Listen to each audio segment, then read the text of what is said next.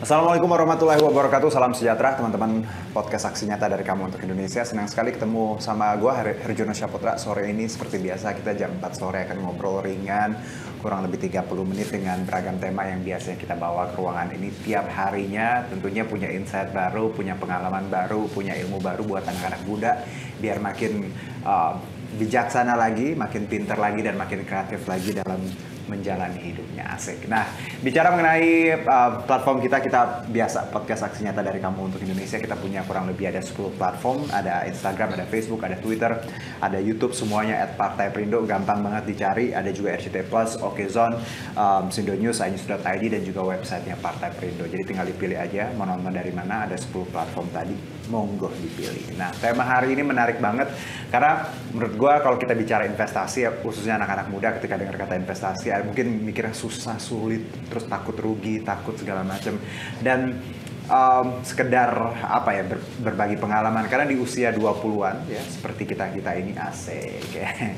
Nggak boleh ketawa dong. Masa di bawah 20 kan mah di atas 20-an. Oke, nah 20-an itu kan masa transisi antara dewasa dan remaja. Nah, kadang kita berpikir uangnya mau kemana ya? Mau spending atau saving? Mau ngabisin atau mau nabung? Nah, kalau ditanya boleh nggak sih spending untuk senang-senang? Nggak salah ya, tapi di satu sisi jangan jadiin prinsip kayak you only live once ya. Kadang cuma hidup sekali, akhirnya boros, akhirnya spending untuk hal-hal yang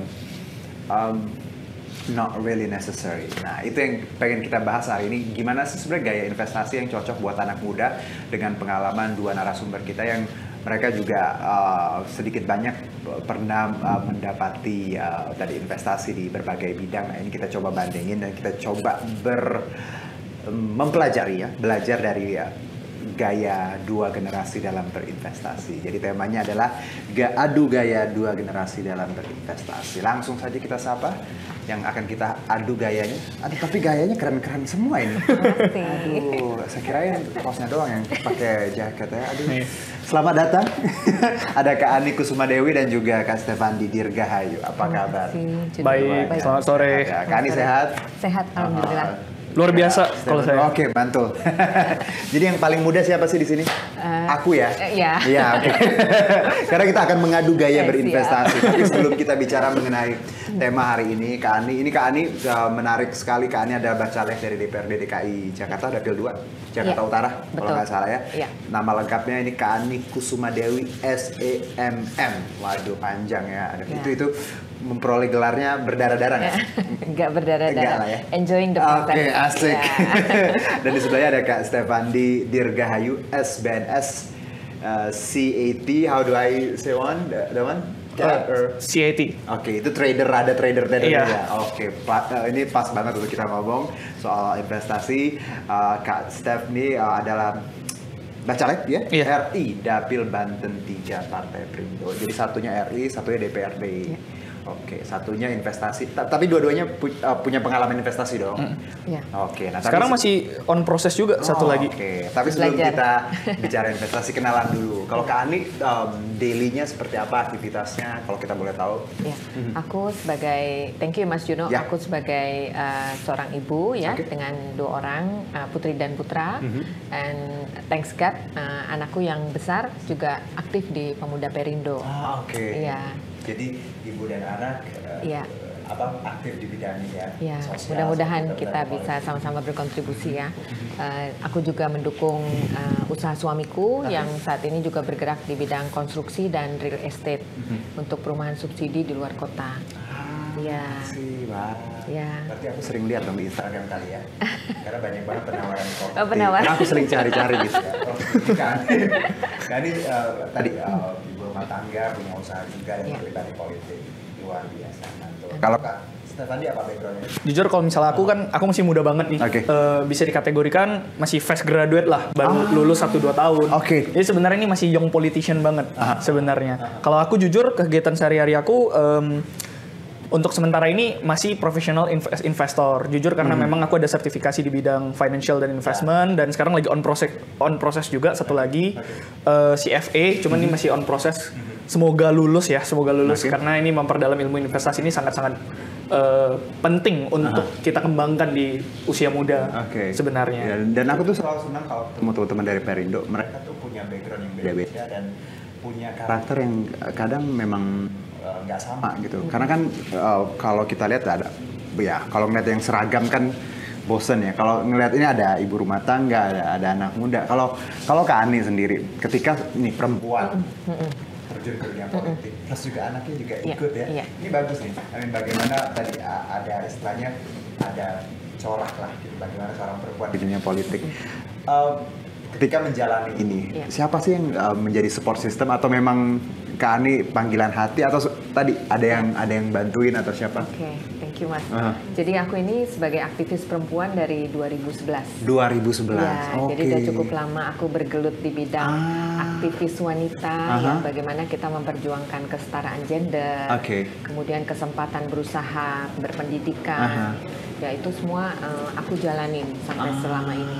Dan juga di Perindo ini aku melihat this is campaign for the inclusivity ya. Inklusivitas, kesamaan kesempatan, dan itulah aku merasa kita tuh punya kesamaan misi dan visi. Jadi Kak Andi bukan setahun 2 tahun ya? Dari 2011 berarti udah lebih dari 1 dekade jadi aktivis tadi. Dan tadi yang diperjuangkan lagi-lagi soal perempuan, ya, inklusivitas. Nice. Karena kadang proses, Mas. Tapi nggak apa-apa, it takes time. Dan 10 tahun juga lumayan buat belajar, bukan waktu yang singkat. Nah kalau Kak Steph sendiri, apa yang membuat akhirnya tadi, walaupun masih muda, fresh graduate, apa sih yang akhirnya mikir, aku mau nyoba ranah ini deh, gitu? Sebenarnya Mas Yudo gini, karena aku masih muda, sebenarnya stigma kita di masyarakat kan sebenarnya banyak banget yang bilang suara generasi muda itu tidak terlalu terdengar di sebenarnya, apalagi di strata tertinggi legislatif ataupun di eksekutif itu susah terdengar. Secara sejarah kalau misalnya kita lihat 5 tahun belakangan ini kan banyak banget tuh isu-isu bahwasannya kayak mahasiswa turun ke jalan, demo dan segala macam bla bla bla. Dan kebetulan aku juga dari dulu lumayan aktif di berbagai organisasi. Aku juga dulu ketua BEM dari universitasku. Di kemahasiswaan ya. Dan aku merasa bahwasannya mungkin ini the next challenge untuk aku untuk bisa terjun ke dalam dunia politik dan menyampaikan suara generasi muda di pemerintahan. Ini kan dua reasons yang beda, dua warna yang beda, dan tapi yang bisa aku ambil garis bawahnya adalah bahwa baik Kak Ani maupun Kak Steph ya, dua-duanya aktif, dua-duanya muda, dua-duanya punya tadi goals yang tadi nggak cuma bicara diri sendiri ya, ada kita bicara tadi inklusivitas, kita bicara bangsa. Jadi memang walaupun tadi ada cewek cowok ya, tua muda punya visi misi dan akhirnya terjunnya ke Perindo. Nice. Itu yang kadang bikin Perindo beda loh dari yang lain.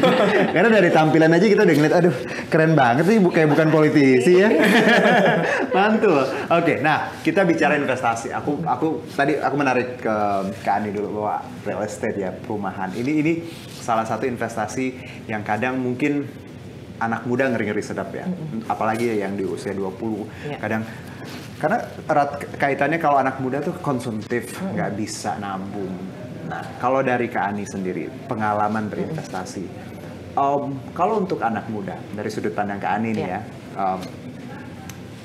harus mulai kapan sih? Terus dengan cara apa yang gampang-gampang dulu? Nggak mesti harus beli rumah dulu. Kalau Kak Ani. Kalau menurut aku investasi itu dimulai saat kita itu udah punya penghasilan. Sudah punya penghasilan. Jadi as soon as possible, when we earn the money, ya itu kita harus mulai mengalokasikan untuk kita investasi.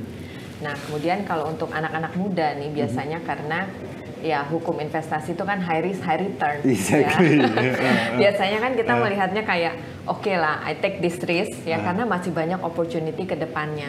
Nah, semakin usia kita matang, kita punya konsiderasi yang whether we want to take it or not.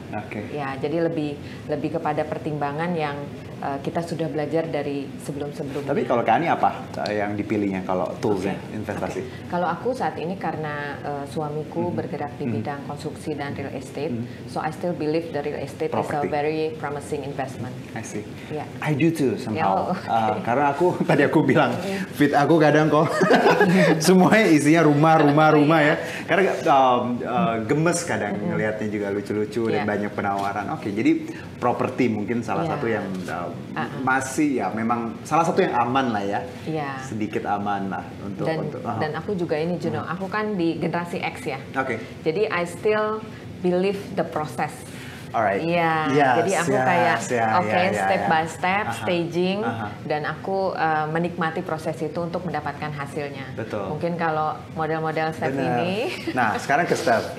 Step, I mean like, orang punya choices lah ya, punya pilihan, dan nggak salah juga kalau properti kan karena dia tenang gitu kan, memang ya it takes time, tapi tenang dan pastilah, let's say gitu. Kalau dari Step sendiri, anak muda tuh dari kapan sih harusnya mulai berinvestasi dan toolsnya apa? Better?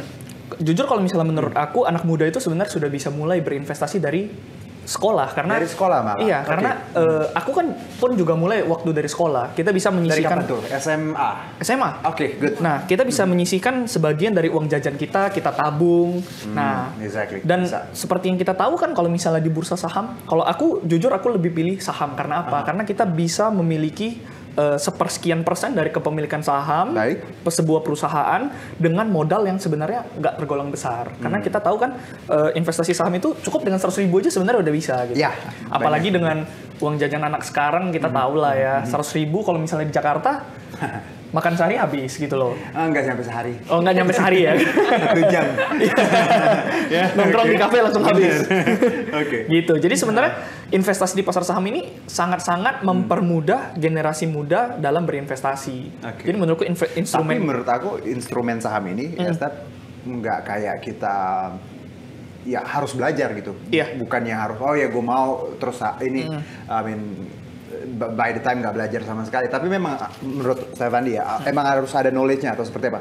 Pasti harus ada knowledge-nya. Karena investasi saham ini kan bisa tergolong high risk investment sebenarnya. Cuman sebenarnya kalau kita tahu tentang ilmunya, kita memperdalam tentang ilmunya, sebenarnya investasi saham itu tidak termasuk high risk investment. Karena apa? Karena bentuknya ada, perusahaannya ada, kita bisa lihat, kita bisa investigatif.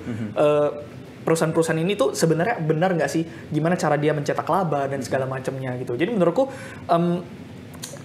kenapa aku pilih investasi itu di instrumen saham? Karena memang instrumen saham ini nyata dan dia kalau misal kita mempelajari tentang knowledge, sekarang kan banyak ya konten-konten kreator menyebarkan tentang gimana sih cara memilih saham yang benar dan segala macam. Jadi sebenarnya kalau knowledge ilmunya gampang lah. Iya, apalagi dengan internet yang sangat-sangat cepat sekarang ya. Jadi semuanya tentang knowledge investasi saham itu bisa kita temukan di mana-mana. Dan secara gratis. Nah, kalau tadi kalau dari Stefandi kan kita misalnya dari saham gitu ya. Apakah kalau dari pengalaman Stef sendiri, sekarang cuma saham atau udah menyebar nih? Atau tadi properti juga punya pengalaman? Sebenarnya background papaku sebenarnya di properti. Cuman aku sangat-sangat tidak memilih itu karena apa? Kita kan bisa ini konservatif ya, investasi konservatif. Jadi agak lama. Kalau kita kan generasi Z ini kita pengen tuh serba instan. Cuman ya kita harus bisa memilih juga ya. Apapun tentang instrumen investasi, kalau kita mau yang instan-instan, makanya sekarang banyak anak muda yang ketipu lah investasi bodong. Aku pun juga pernah sebenarnya. Karena gini, investasi yang kayak ya yang Stefandi bilang tadi kan, sometimes that one is too good to be true, you know. Like aku juga pernah ditawarin hampir, tapi aku mikir gini, if it is too good to be true, then it's not true. Karena I believe in proses, kayak nggak ada yang jatuh, you know, dari langit gitu ya. Makanya tadi knowledge yang harus diperdalam ketika kita bicara investasi, misalnya saham gitu. Nah, kalau ke Kak Ani, tadi kan properti, tapi kalian pernah nggak sih atau pernah nyoba atau pengen juga punya tools lain kayak misalnya saham atau hal lain? Aku waktu itu investment saham tuh di tahun 2006. Sempat nyoba? Iya, 2006 itu I think is a very good opportunity ya pada saat itu. Nah, 2008 itu terjadi subprime mortgage. Crash ya. I think ya. Jadi sempat kita ada saham-saham yang orang bilang gorengan ya, itu suspend. Kayak lagi beli tiba-tiba suspend. Nah, that's the experience yang memang menjadi lesson learned. Tapi kan seiring berjalannya waktu kita juga kembali lagi kepada karakter kita. Ya, karakter investasi itu bisa beda-beda. Nah, aku ini yang tadi kembali lagi aku step by step dan aku merasa memang real estate is my core. Aku tuh sebenarnya kalau bicara dua tools ini ada di tengah-tengah karena investment aku juga kemarin beli yang surat negara. Obligasi. That's surat utang. For me that one is the safest one. Karena kakakku pun gitu, jadi kita kayak dari paling aman. Karena kalau yang lain, kalau properti juga aku suka. Jadi sebenarnya dua hal ini memang anak muda masuk juga ya ketika mereka misalnya punya niat untuk investment, properti juga bisa, ya nggak perlu lah properti yang berapa puluh M ya, Kak Ani ya, banyak kok yang di bawah 900, 800 juga banyak rumah-rumah subsidi, hal-hal kayak gitu yang sebenarnya bisa juga tools untuk anak muda. Nah, tapi kalau ada investasi yang namanya investasi emas, ya. That one is really oke juga. Orang tua kita pasti udah beli emas aja, ngapain sih? Nah, kalau Kak Ani gimana kalau bicara investasi emas dari sudut pandangnya Kak Ani? Kalau aku memang kalau kita investasi itu kan memang paling baik adalah diversifikasi ya. Bagaimana we put on the different basket ya untuk bisa meminimasi resiko. Nah, memang semua investasi yang mau kita jalani itu kita benar-benar harus paham betul resikonya gitu ya. Nah, kalau aku emas aku nggak terlalu, tapi because I'm women, aku suka jewelry. So I think kalau misalnya kado bolehlah diamond gitu ya. Macam-macam diamond ya. Kayak tiba-tiba gelang diamond. Kalau Steph sendiri ngelihat investasi yang mungkin agak old school emas. Sebenarnya emas ini kan safe haven ya orang bilangnya. Jadi menurutku kalau misalnya kita investasi di emas ini hanya untuk kalau untuk aku ya pribadi ya, emas ini hanya untuk misalnya kalau misalnya sekarang pasar saham atau misalnya dunia investasi dimanapun pasar ekonomi dan segala macam itu sedang bergejolak dan segala macam yang dimana orang tuh bilang uncertainty. Nah, the Fed naikin suku bunga terus dan segala macam bla bla bla. Nah, kita boleh memperbesar portofolio kita tuh di emas karena ini safe haven yang dimana ya kita bisa lihat secara historical kan nggak pernah turun gitu. Safe haven sementara, tapi kalau kita mau menghasilkan return yang besar menurutku itu bukan pilihan yang tepat. Bukan, karena emas agak lama tadi. Jadi sebenarnya tools yang kita punya kekurangan dan kelebihan masing-masing, resikonya juga beda-beda dan yang menarik tadi bahwa kalau ada pertanyaan gini kan nih, bahwa anak muda tuh susah sekali untuk berinvestasi, susah sekali untuk nabung lah istilahnya. Karena memang kalau lihat zaman sekarang ya, kadang kita lihat bagaimana penghasilan berapa, gaya berapa, terus akhirnya ya tadi nggak bisa diatur dan bukannya malah punya tabungan, malah punya utang gitu. Kalau Kak Ani sendiri, apa sih yang harus dilakukan anak muda di luar sana biar mereka tuh ya punya penghasilan tapi tetap bisa nabung? Perspektifnya harus seperti apa?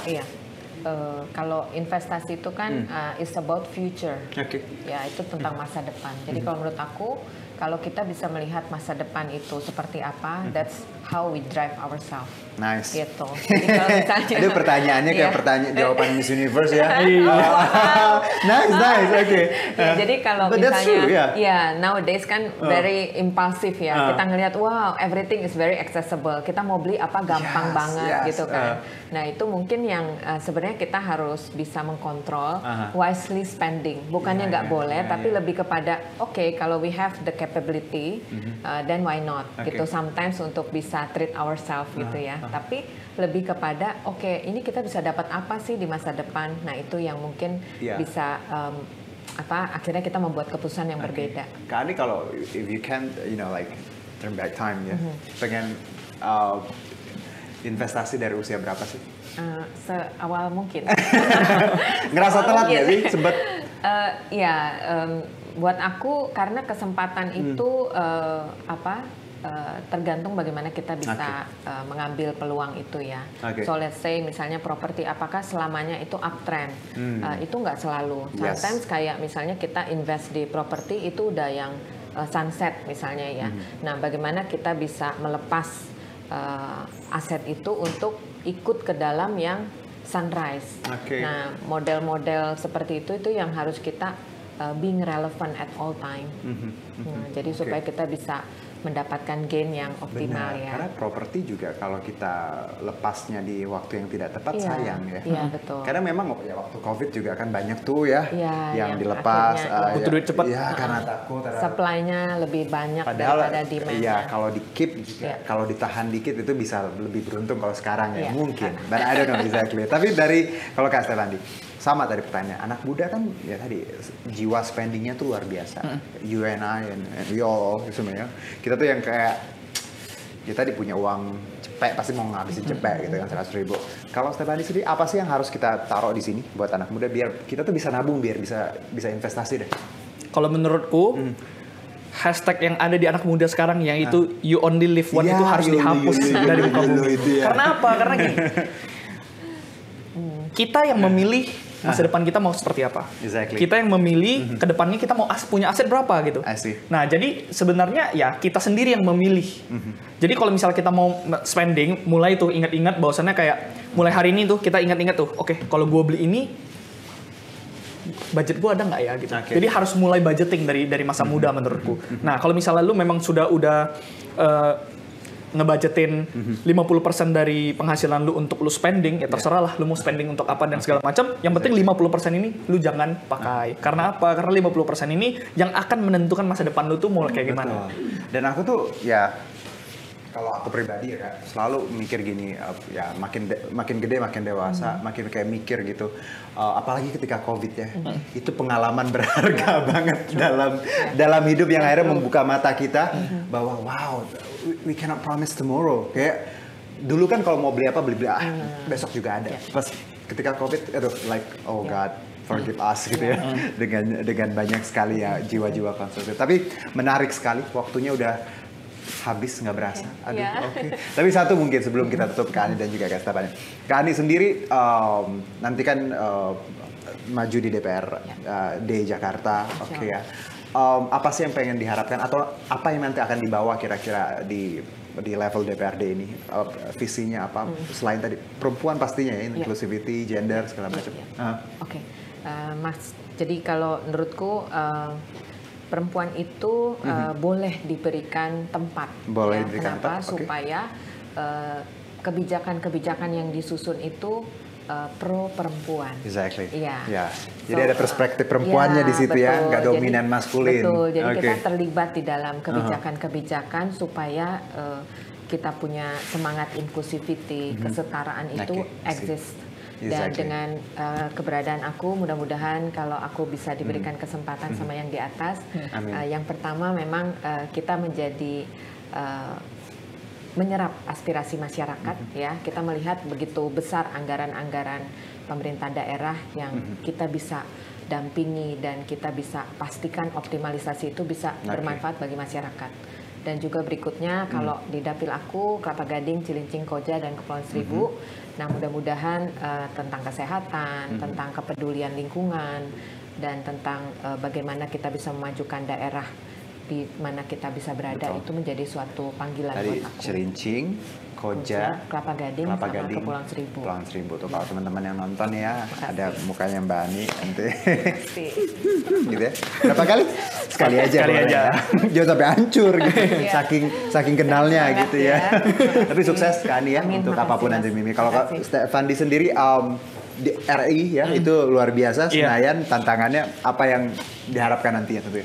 Ya sebenarnya ini merupakan sebuah challenge yang menurutku cukup sangat menantang, apalagi untuk aku anak muda yang masih ya dibilang masih baru lah di dunia politik. Tapi menurutku anak muda ini patut didengar karena memang ide-ide yang fresh yang keluar daripada anak muda di luar sana dan segala macam, aku percaya bahwa sana anak muda itu memiliki peran yang penting untuk membangun bangsa. Nah, jadi aku berharap kalau misalnya memang aku diberikan kesempatan, diberikan kepercayaan oleh Tuhan dan teman-teman sekalian yang ada, bahwasannya aku ingin sekali menjadi jembatan antara suara anak muda yang memiliki ide-ide kreatif ini untuk membangun bangsa kita mencapai Indonesia Emas 2045 nanti. 2045, ya karena bonus demografi kita. Aduh, seneng banget ngobrol sama dua bacalek yang semangatnya luar biasa loh ya. Ya, karena memang benar-benar mendalami tadi bahasannya. sayang kalau nggak dipilih nih teman-teman ya. Karena semangatnya udah bagus banget ya. Dan tadi aku ngelihat bagaimana Kak Ani dari 2011 aktivis perempuan dan juga Stefandi dengan tadi backgroundnya anak muda yang sangat berpikir bijaksana, jarang loh zaman sekarang ya. Nah semoga teman-teman tadi diberkahi Tuhan ya, diridhoi jalannya nanti buat kita masing-masing di DPRD maupun di RI. Yang penting punya niat baik, the rest mungkin nanti Tuhan yang kasih bonus. Ya, oke, thank you so much. Thank you. This Terima beautiful kasih. discussion. Dan teman-teman, bahasan kita hari ini tuh kuat banget dengan value yang dimiliki Partai Perindo. Kita semua harus produktif, tadi kita sebutin juga solutif, modern, bersih, berintegritas, peduli dan turun tangan untuk Indonesia sejahtera. Dan semoga teman-teman bisa relate dengan obrolan tadi dan juga bisa kenal lagi dengan Kak Ani dan juga Kak Stefandi. Dan untuk mendaftar sebagai anggota Perindo boleh teman-teman ke website kita di sini. Oke.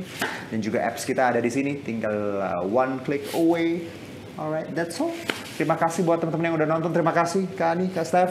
Terima kasih. Ya, terima kasih juga untuk Partai Perindo yang selalu bergerak dengan aksi nyata. Semoga Partai Perindo semakin sukses dan maju terus untuk Indonesia sejahtera. Saya Herjuno Syaputra. Bye-bye. Marilah seluruh rakyat Indonesia arahkan pandanganmu ke depan. Raihlah mimpimu bagi nusa bangsa, satukan tekad untuk masa depan. Pantang menyerah, itulah pedomanmu. Entaskan kemiskinan cita-citamu, rintangan tak menggentarkan dirimu. Indonesia maju, sejahtera tujuanmu, nyalakan api semangat perjuangan. Dengunkan gema, nyatakan persatuan oleh Perindo.